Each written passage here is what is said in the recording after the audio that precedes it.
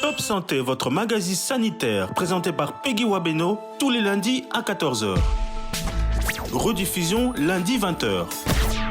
Pour tout contact, Top Santé Top Congo @gmail.com ou contactez-nous au 082 280 1500. Top Congo FM, elle a tout d'une grande. Bonjour à tous et bienvenue dans Top Santé, votre magazine. Vous nous suivez en FM et sur YouTube. Merci d'être avec nous. Aujourd'hui, nous recevons encore ce jour le professeur Justin Massoumou. Il est directeur exécutif de CIRGES, Centre interdisciplinaire et de gestion des risques sanitaires. Nous recevons également dans ce studio pour la toute première fois le docteur Benjamin Saloumou Poyo. Il est président provincial de l'Ordre des médecins vétérinaire pour la ville de Kinshasa. Avec nos deux invités, nous abordons donc la problématique de la profession vétérinaire face aux défis de la sécurité sanitaire et alimentaire en RDC. Bienvenue à tous dans ce magazine. Bonjour professeur, bonjour docteur. Bonjour madame. Comment allez-vous? Très bien madame. Ça va. Merci beaucoup. Merci d'avoir répondu à notre invitation. Professeur Saloumou, docteur Saloumou, voilà. Alors, pourriez-vous en quelques mots nous présenter l'Ordre national des médecins vétérinaires? Merci beaucoup, madame. La Constitution de la RDC, à son article 47, consacre le droit à la santé à toute la population congolaise. Qui veut dire santé parle de la santé humaine, parle aussi de la santé animale, ainsi que de l'environnement dans lequel l'homme et l'animal vivent. Maintenant, pour répondre aux problèmes de sécurité alimentaire et sécurité sanitaire, le constituant reconnaît le rôle que joue le médecin vétérinaire comme bouclier de cette population.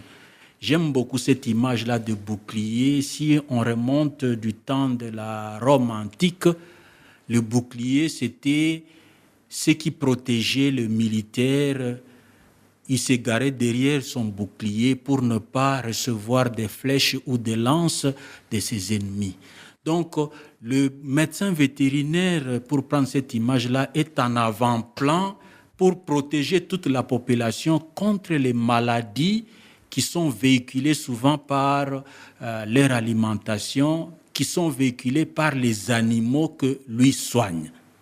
Alors, le constituant a vu que pour qu'il joue bien son rôle, il faut que sa profession soit encadrée.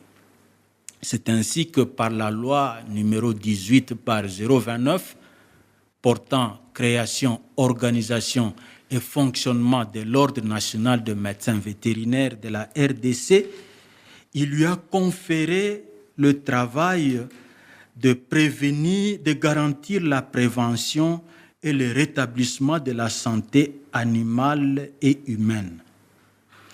Il lui a conféré aussi le rôle de garantir la production des protéines d'origine animale. Voilà, par cette loi, l'exercice de la profession de médecin vétérinaire est encadré dans la République démocratique du Congo. Mais on n'en parle pas assez, les médecins vétérinaires, on ne les connaît presque pas, parce que quand on parle vétérinaire, on voit plus les chiens à la maison, qu'on administre des soins, des vaccins, c'est tout. C'est curieux, madame, parce que la République démocratique du Congo, depuis les premières années de son indépendance, a une faculté qui forme des médecins vétérinaires à Lubumbashi, la toute première, et à Kinshasa, il y en a deux. Au Nord Kivu, il y a aussi l'université de Graben. Donc l'État congolais forme des professionnels de santé, mais de la santé animale, que sont les médecins vétérinaires. C'est curieux qu'ils ne soient pas connus alors que l'État leur confère des diplômes de docteur en médecine vétérinaire à l'issue de leur formation. Non, quand je dis ils ne sont pas connus, c'est-à-dire que sur le terrain, parce que quand on parle vétérinaire, on pense directement aux soins qu'on administre aux chiens. C'est comme ça Nous, on a grandi, c'est comme ça qu'on voyait les vétérinaires. Alors, un vétérinaire intervenir dans la sécurité alimentaire, dans la sécurité sanitaire, on ne voyait pas ça pratiquement. Bon, brièvement, je peux dire, madame, son intervention dans la sécurité alimentaire va de la production des protéines d'origine animale, de la certification de leur qualité pour la consommation humaine et la consommation des animaux et de l'encadrement de tous les mécanismes ou toutes les procédures de transformation de ces produits carnés jusqu'à leur consommation. Ah, ça, c'est toujours bon de le savoir. Le professeur Massoumou, alors quelles sont les différentes structures qui entrent en jeu? Comment vous vous organisez sur le terrain? Ok, merci madame pour la parole. Le médecin vétérinaire congolais est bien organisé, évidemment déjà à travers l'ordre, mais aussi, comme nous parlons de la production des protéines animales, cette mission, c'est le ministère de Pêche et Élevage au travers des différentes directions que nous avons, la direction de lutte contre la maladie, le service national d'épidémiosurveillance qui assure la surveillance des maladies à l'intérieur du pays, dans des fermes et autres. Et nous avons un service qui assure la surveillance des maladies au niveau des ports, des aéroports, dont tous les produits qui entrent dans le pays. On appelle ça service de quarantaine animale et halieutique. Nous avons un laboratoire vétérinaire, nous en avons 3, à Kinshasa, à Goma et à Lubumbashi. Et là, on fait le diagnostic des maladies pour confirmer, parce qu'il y a certaines maladies que vous ne pouvez pas identifier, des microbes que vous ne pouvez pas détecter comme ça. Donc il faut faire des prélèvements. C'est le labo qui doit dire s'il y a présence de telle ou telle maladie. Et nous avons d'autres services aussi qui accompagnent un peu DSV, de la direction des services vétérinaires, évidemment, qui vont faire des déclarations. Et au niveau des provinces, nous avons des inspections. Dans chaque province, il y a une inspection provinciale qui est là et qui est organisée aussi avec les différents services dont nous venons de parler ici. Alors, le rôle de toutes ces structures, c'est d'arriver à encadrer l'éleveur. Donc, partant, comme le président provincial vient de le dire, partant de la ferme. Donc, au niveau de la ferme, l'État doit être là. Tous ces services sont au service de l'État. Cette mission qu'on a confiée aux médecins vétérinaires, les médecins vétérinaires de ces différents services doivent être sur le terrain afin de garantir la sécurité sanitaire ou la santé des animaux et la santé des humains à travers les animaux et les produits qu'on vend, les produits qu'on importe. En dehors de ça, nous avons aussi des médecins vétérinaires privés.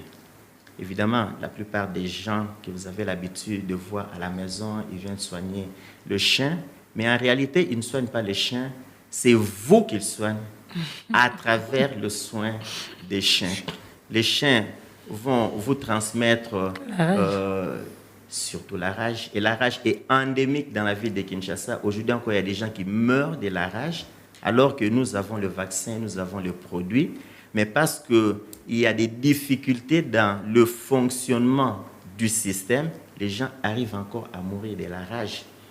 Les gens qui vont soigner le chat, il y a la toxoplasmose qui cause des avortements chez les femmes, ça vous ne le savez pas. Beaucoup d'avortements sont causés par la toxoplasmose, une maladie dont on ne vous a jamais parlé, et peut-être que le médecin ne vous parle même pas de ça parce qu'il y a beaucoup qui ne maîtrisent pas ça, mais ce sont les chats qui transmettent ça aux femmes quand elles sont enceintes et les femmes avortent. On cherche toutes les autres maladies qu'on connaît chez les humains, on ne trouve pas. Après, on dit ce sont des sorciers. Donc, c'est à travers les structures de l'État et des structures privées. Bien sûr qu'il y en a d'autres. Il y a des pharmacies, il y a des cliniques vétérinaires qui sont là et parfois que vous voyez, qui ne sont peut-être pas très visibles, comme vous avez dit, parce que notre profession, le président l'a dit, c'est avant-garde. Le bouclier. Le bouclier. Et en venant ici, si je vous dis, est-ce que Dieu vous a protégé, vous direz non. Mais si vous avez fait un accident et que vous n'étiez pas mort, vous allez dire que Dieu m'a protégé. C'est ça notre problème. Nous voyons le médecin parce que quand on est malade, on va chez le médecin. Mais la personne qui fait que nous ne puissions pas tomber malades nous ne la voyons pas, parce que le travail que le médecin vétérinaire fait dans une ferme, nous ne voyons pas. Ce qu'il fait à l'abattoir, nous ne voyons pas. Ce qu'il fait dans des chambres froides, nous ne voyons pas. Ce qu'il fait à l'aéroport, quand la viande entre et il dit ça c'est impropre à la consommation. Au niveau des ports, là, nous saisissons beaucoup de viande, de lait qui entre et nous disons c'est impropre à la consommation. Les gens ne doivent pas. Et tout ça, vous ne voyez pas. Et c'est comme ça que vous avez un peu tendance que le vétérinaire ne travaille pas. Si le vétérinaire ne travaillait pas, on serait malade au moins une fois par mois, avec tout ce que nous consommons. Ça, c'est la réalité. Et c'est le travail du vétérinaire qui fait que, oui, nous sommes malades, mais pas à une fréquence très élevée. Donc, il est là, mais il est un peu comme dans l'ombre, le médecin vétérinaire, en ce qui concerne la santé, surtout de l'homme.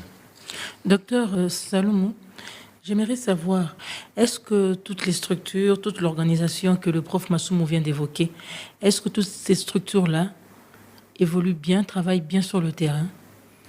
Oui, comme le professeur vient de vous dire, ce sont des structures qui sont animées par les médecins vétérinaires. L'ordre dont je représente ici au niveau de la ville-province de Kinshasa s'attelle à encadrer le travail du médecin vétérinaire.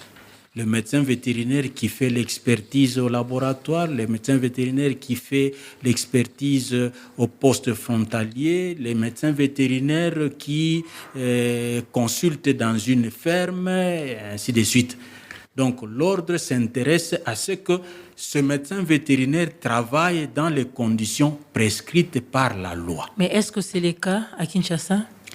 Malheureusement, il y a des intrus qui font aussi ce que font les médecins vétérinaires. On les appelle communément des charlatans.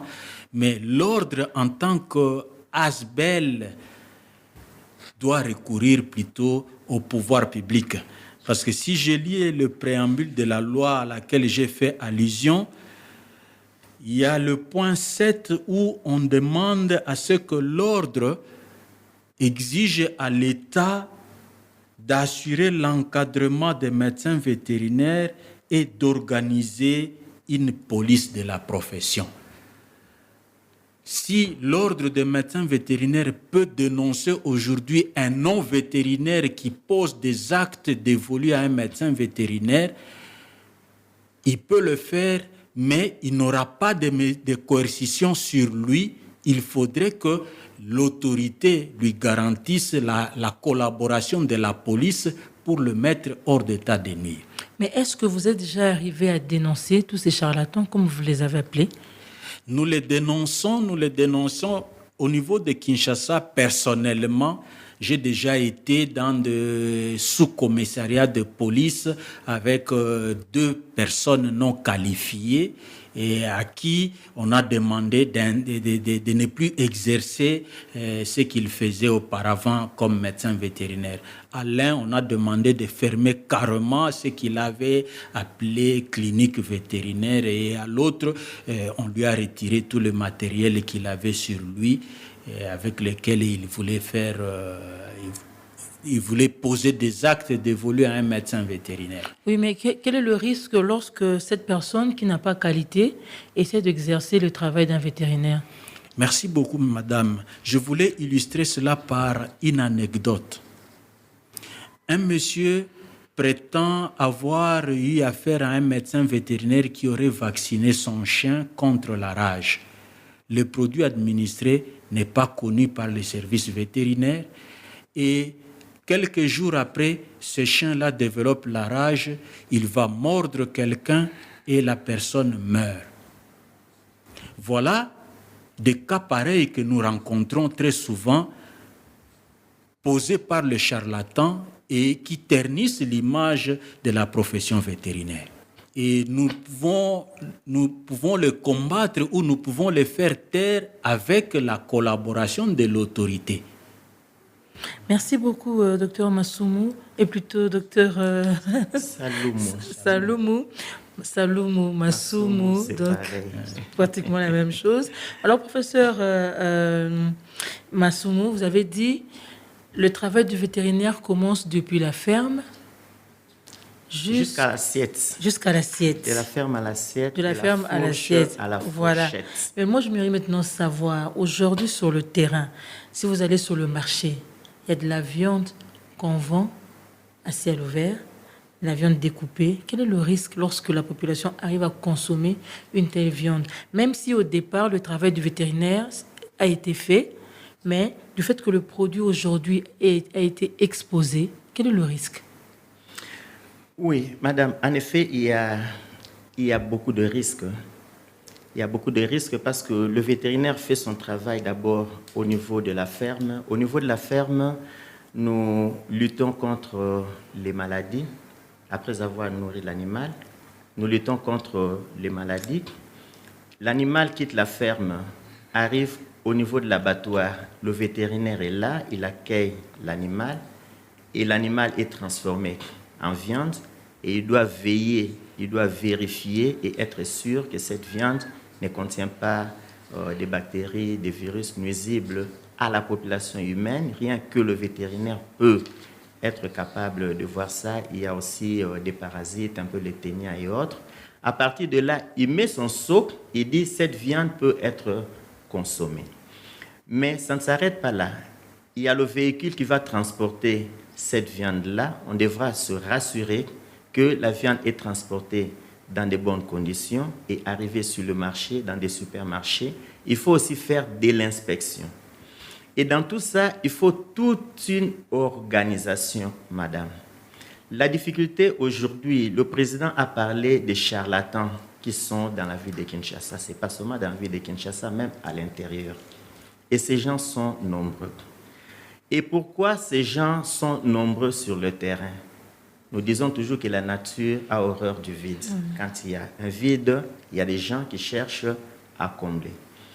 Et le problème que nous avons aujourd'hui, que la profession vétérinaire a sur le terrain, c'est que nous avons très peu de ressources, surtout au niveau de l'État. Nous parlons des vétérinaires de l'État et même des privés. Il y a des coins où vous pouvez aller, il n'y a pas de médecin vétérinaire pour justement garantir la sécurité sanitaire des animaux, des humains et la sécurité alimentaire. Et là, les gens en profitent.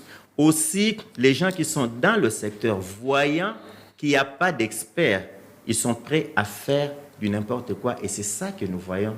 Des gens qui vont jusqu'à aller vendre la viande à même le sol. Et vous voyez des mouches qui quittent partout et qui vont se poser sur la viande, qui vont transporter des salmonelles, qui vont transporter des Klebsiella. Il y a beaucoup de bactéries, il y a des virus que les mouches peuvent transporter comme ça, et même des œufs, des parasites que les mouches peuvent transporter. Bien sûr que nous avons l'habitude que les Congolais ne meurent pas des microbes parce que nous supposons que cette viande-là, dès que la maman prend, elle va préparer la cuisson à 100 degrés, ça va tuer tous ces microbes. Mais il faut faire attention, je prends la viande, je nettoie la viande. Tous les microbes qui sont sur la viande et autres, ça reste dans l'eau. Et moi, je prends la viande, je mets dans la casserole, peut-être que les bactéries là vont mourir, mais l'eau là, je vais verser ça quelque part, les enfants vont jouer et ils vont tomber malades. La maman qui a touché, nous avons Ebola et autres, il y a beaucoup de mamans qui touchent à la viande, qui préparent, c'est elle qui tombe malade, non pas parce qu'elle a mangé, mais parce qu'elle a manipulé. La manipulation peut faire que la personne puisse avoir les bactéries sur les mains et après être touchée, pendant qu'elle travaille, elle prépare, on lui donne la pomme, on lui donne la mangue, elle mange et sans ces bactéries-là qu'elle va consommer, elle va tomber malade. Donc vous comprenez que s'il y a un vide sur le terrain, il n'y a pas de médecin vétérinaire pour réaliser ce travail-là, il y a un grand risque pour la population à travers tous les différents acteurs qui sont au niveau de la chaîne. Oui, docteur Salomon, en tant qu'organe de régulation, par rapport à ce que vient de dire le professeur Salomon. Merci beaucoup, madame. Avant d'arriver à votre question, j'aimerais juste apporter un complément de réponse à la question que vous avez posée. Le médecin vétérinaire a fait son travail en amont à la ferme, il a contrôlé, il a certifié que le produit... son travail ne s'arrête pas à la ferme. Le travail du médecin vétérinaire s'arrête quand le produit carné qu'il a certifié entre dans la bouche du consommateur. C'est ce que le professeur vous a dit autrement. Bon, alors pour Mais ce produit carné-là, il peut se détériorer sur le marché, après que le vétérinaire ait déjà... Même sur le marché, dans le cadre du contrôle qualité des produits carnés, le vétérinaire doit intervenir. J'étais en train de vous dire qu'il commence à la production et il continue son travail jusqu'à la bouche du consommateur. Jusqu'à la bouche du consommateur. Pas la consommation, parce que la consommation commence dès qu'on s'en procure. Mais le vétérinaire va jusqu'à la bouche du consommateur. Alors, pour revenir à votre question sur la régulation de la profession... Non, par rapport à ce que le professeur Salmou vient d'évoquer, tout ce qui se passe aujourd'hui sur le marché, là, on quitte la ferme, on quitte l'abattoir, on est maintenant sur le marché, au niveau des étalages. Il y a des viandes aujourd'hui qu'on découpe en petits morceaux pour permettre à tout le monde de s'en procurer. Vous, en tant qu'organe de régulation, l'Ordre national des médecins vétérinaires de la RDC, qu'est-ce que vous faites? Est-ce que vous parlez de ça avec vos vétérinaires? Est-ce qu'ils vont également sur le marché pour se rendre compte effectivement de ce qui se passe? Merci beaucoup, madame.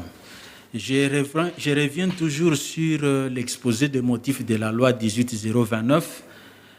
L'ordre des médecins vétérinaires que je suis, c'est l'organe consultatif de l'autorité administrative et de toute personne morale ou physique en matière de santé animale, d'hygiène, de santé publique, ainsi que des recherches et des formations de vétérinaires. En tant que médecin vétérinaire inscrit au tableau de l'ordre, il ne peut pas s'improviser comme agent de santé publique sur la place publique pour dire que voilà, vous ne devez pas vendre cette viande dans ces conditions-ci. Parce que c'est son travail aussi.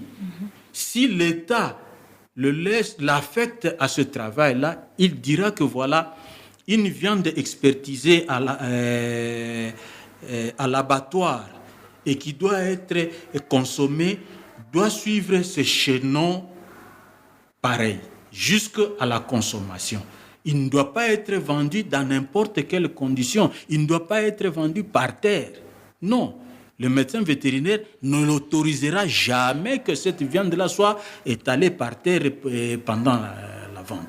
Mais pour arriver à dissuader la vendeuse que voilà, ce n'est pas dans cette condition qu'elle peut exposer sa marchandise, il faut en avoir l'autorisation, il faut en avoir l'accréditation. Et l'accréditation vient de l'autorité publique. Et qu'est-ce que vous faites pour en avoir? C'est l'autorité publique qui doit engager les médecins vétérinaires. Le médecin vétérinaire ne va pas s'improviser ou se dire que voilà, venez, engagez-moi pour que je vous fasse tel travail.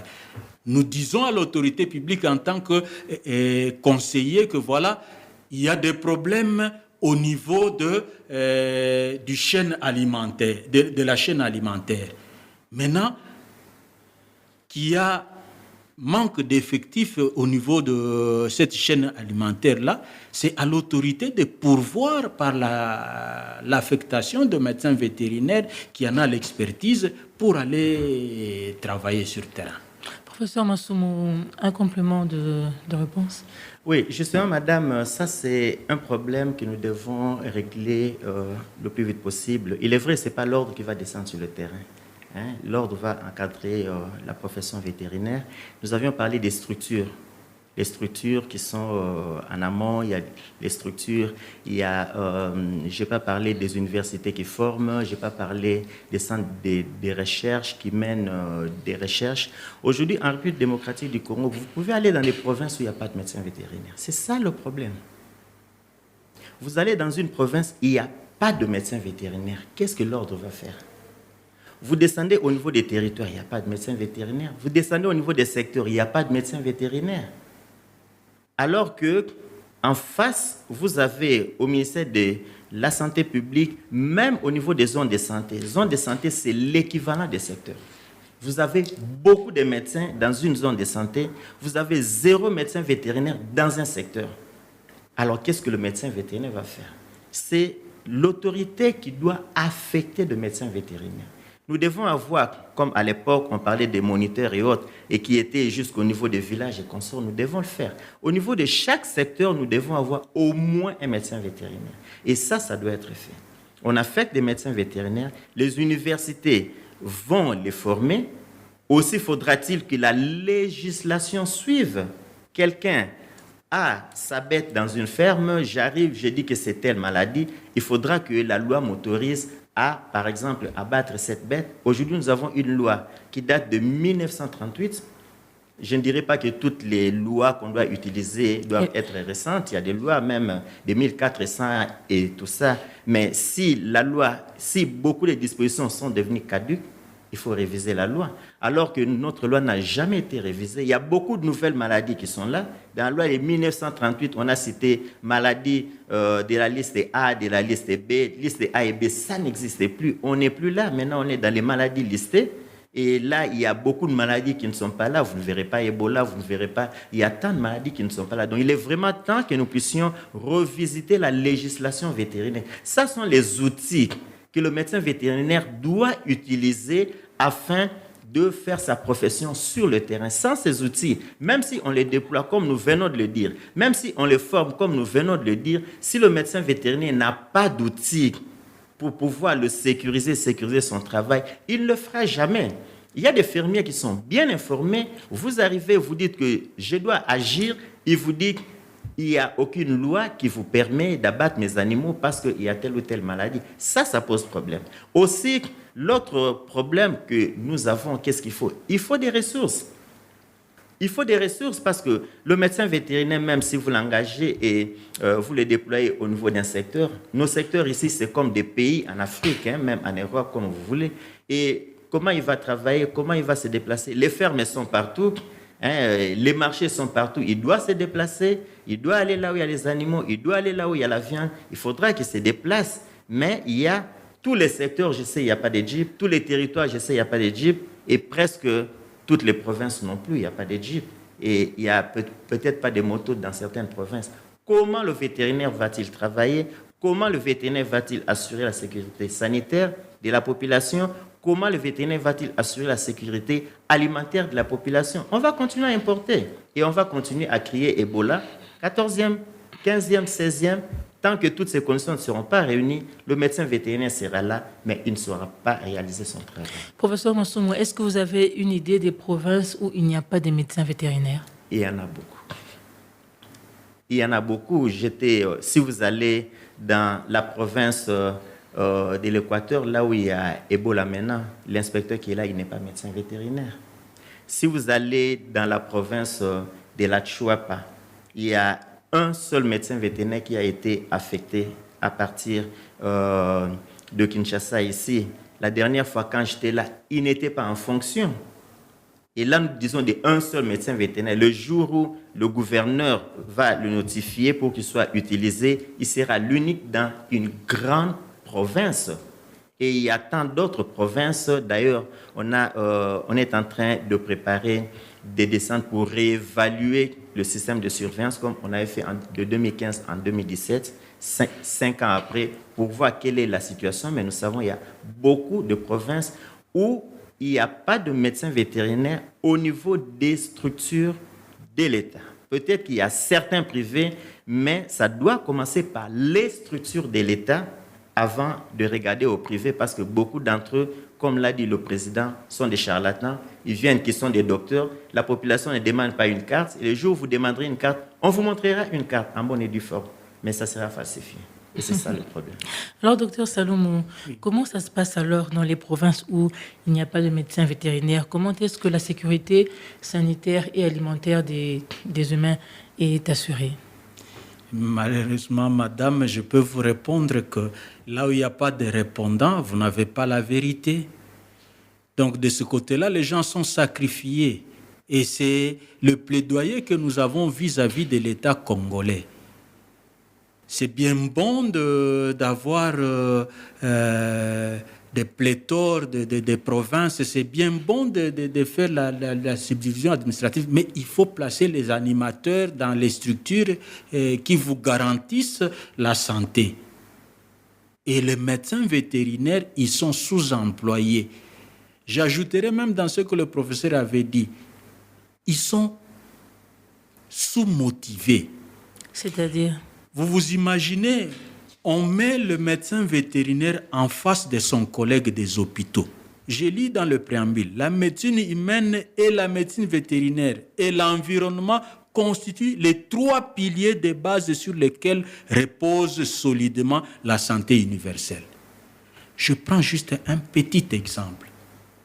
Le médecin des hôpitaux touche sa prime de risque, laquelle le médecin vétérinaire a aussi droit en tant que professionnel de la santé selon l'OIT, au même titre que les médecins des hôpitaux, mais le médecin vétérinaire a quasiment le quart de ce qu'on donne aux médecins des hôpitaux pour le motiver. Je vous épargne de tout ce qui est historique et qui a concouru à ce que cette prime-là soit octroyée aux professionnels de la santé. Alors, comment est-ce que quelqu'un qui n'est pas motivé à ce point-là peut faire un bon travail? D'abord, on en a combien sur l'ensemble du territoire? Sur l'ensemble du territoire, sans pour autant aller empiéter aux prérogatives du Conseil national de l'ordre des médecins vétérinaires, mais pour la ville-province de Kinshasa que j'administre, officiellement inscrit sur le tableau, c'est 223. Est-ce que c'est assez pour toute la ville? Ce n'est pas assez pour toute la ville. Ce n'est pas assez parce qu'il y a beaucoup de fermes, il y a beaucoup d'opérateurs privés qui ont des élevages. Même vous pouvez avoir vos poules que vous élevez dans votre maison. Faites-les visiter par un médecin vétérinaire qui vous conseille comment vous pouvez les élever sans avoir de problème et sans mettre et donc ces produits carnés-là qui sera peut-être impropre à la consommation d'abord de votre famille et de tous ceux qui viendront s'approvisionner auprès de vous. Merci beaucoup, Dr Salomon. Professeur Massoumou, je viens à vous. Vous avez évoqué des difficultés auxquelles font face les vétérinaires. Alors, qu'est-ce qu'il vous faut pour que la santé sanitaire et alimentaire et sanitaire de l'homme soit garantie? Ce qu'il nous faut, évidemment, le président a parlé de l'homme vétérinaire. C'est l'homme vétérinaire, c'est le médecin vétérinaire qui va garantir cette santé à l'homme à travers l'animal et qui va nourrir l'homme. Savez-vous que la consommation journalière de la viande, c'est plus ou moins 150 kilos par jour pour un adulte, 150 grammes pour un adulte. Alors, multiplier 150 grammes fois 80 millions de Congolais. Ça fait combien de tonnes que nous devons avoir pour nourrir toute la population? Si nous devrions nous alimenter correctement et pendant 365 jours. Donc, vous comprenez que le vétérinaire n'arrive pas à nourrir le Congolais. C'est une mission confiée par l'État, mais aujourd'hui, nous n'arrivons pas à le réaliser. Alors que nous avons 80 millions d'hectares de terres arables. Est-ce que ces terres sont exploitées? Les terres ne sont pas exploitées parce que théoriquement, nous pouvons disposer de 40 millions de têtes de bêtes bovines. Et la FAO dit que la RDC peut nourrir 2 milliards de personnes, c'est connu. Donc, le problème, c'est de relancer la production animale en République démocratique du Congo. C'est inconcevable que notre pays puisse avoir moins d'1 million ou autour d'1 million de bêtes bovines. Les petits ruminants, il n'y en a presque plus à cause de la peste des petits ruminants. Peste petits ruminants, c'est une peste qui va ravager les petits ruminants. Et c'est ça qui aggrave la pauvreté de nos populations parce que près de 80% de nos populations sont agricoles, agro-pastorales. Et leur banque, la chèvre, le mouton, leur banque est toujours ravagée par cette maladie.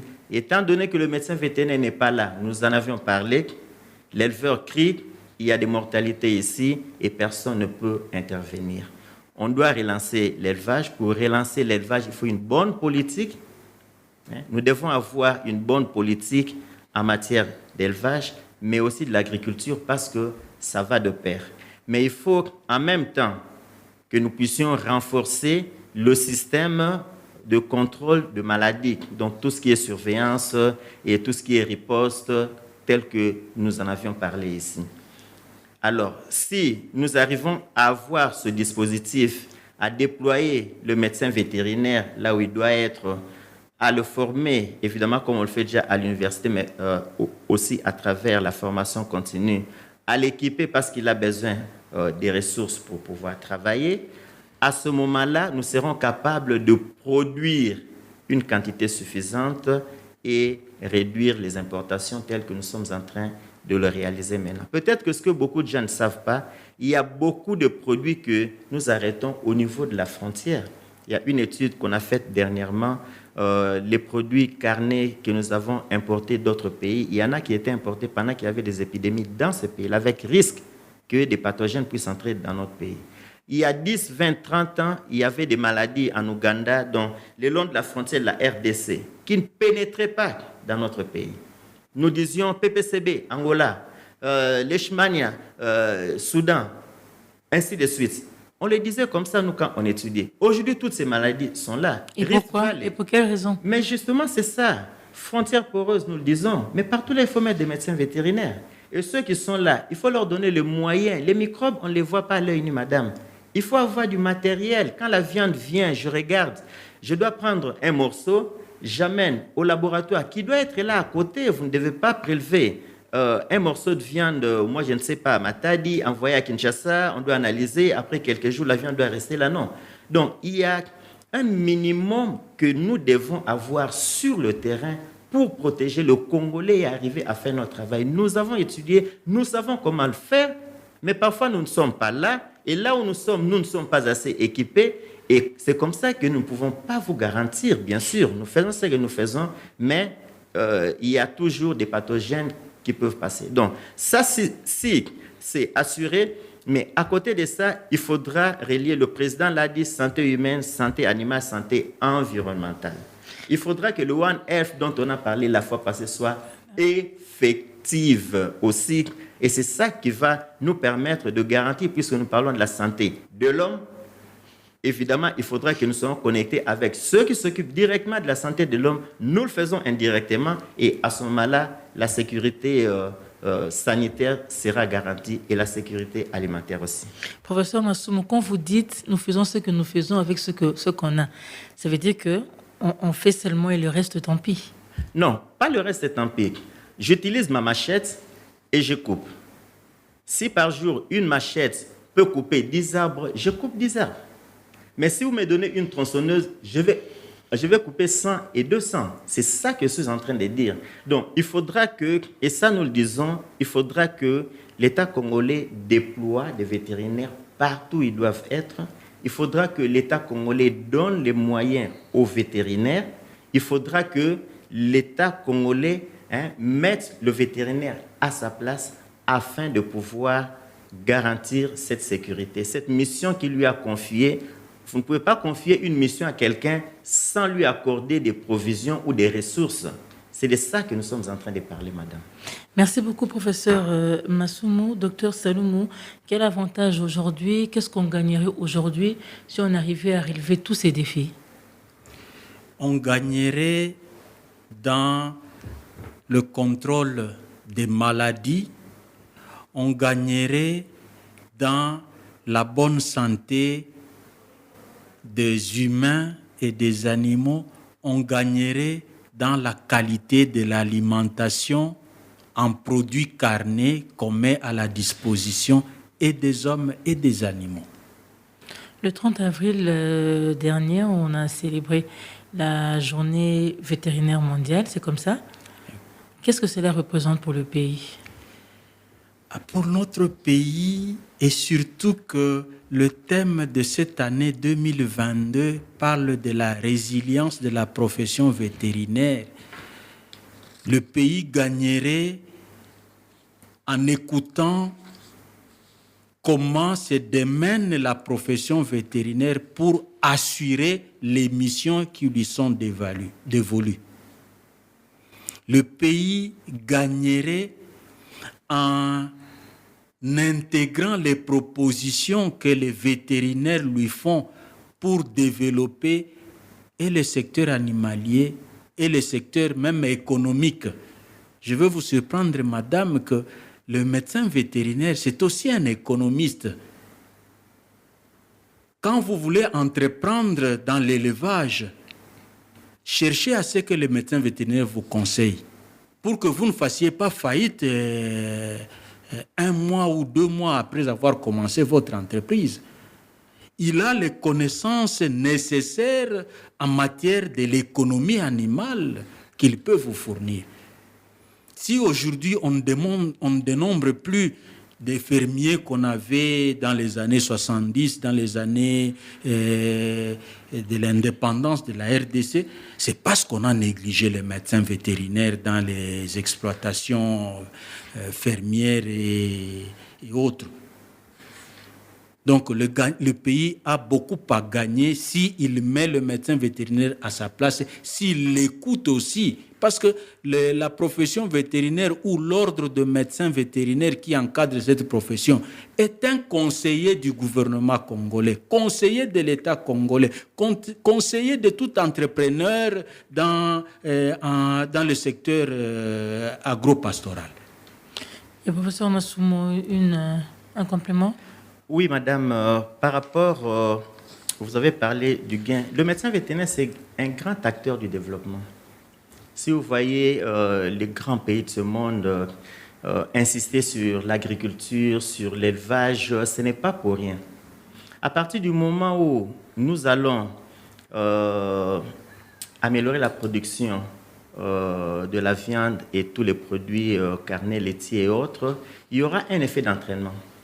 D'abord, l'agriculture, parce que les bêtes vont consommer les produits agricoles et l'agriculture va se développer, il y aura de l'emploi et ce sont tous nos ruraux qui sont autour, amélioration de la vie de tous nos ruraux. Il y a l'industrie parce que les bêtes vont consommer les tourteaux, la personne qui produit l'huile va aussi vendre le tourteau. Il y a l'industrie, ça c'est en amont. Bien sûr, je n'ai pas parlé de toutes les autres structures qui ravitaillent en médicaments et autres. En aval, nous avons aussi l'agriculture parce que tous les déchets et les sous-produits vont être utilisés comme fumier et nous allons produire beaucoup de légumes, beaucoup de fruits et autres.